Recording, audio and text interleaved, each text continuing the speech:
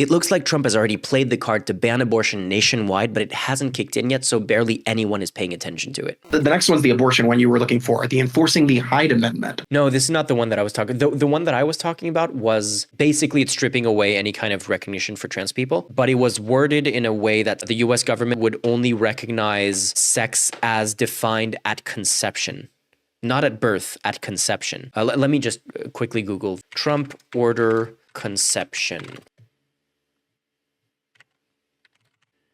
Female means a person belonging at conception to the sex that produces the large reproductive cells. Male means a person belonging at conception to the sex that produces the small reproductive cell. Did you just discover what is a woman?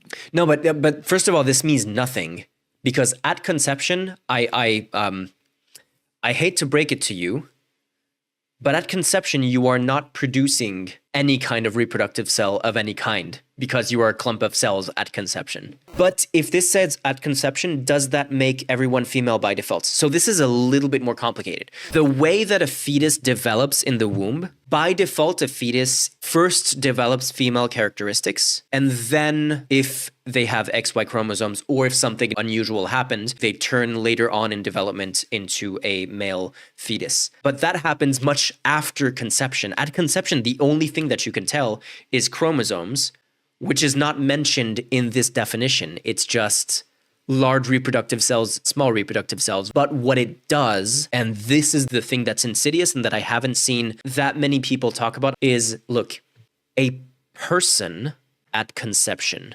This is deliberate. This choice of words would have made so much more sense if they had said birth instead of conception. Something that pro-choice activists have been talking as a, worst case scenario for a long time, called fetal personhood laws. Life begins at conception is one thing that they've been saying for a long time, but this is personhood begins at conception, and therefore abortion is no longer Is murder.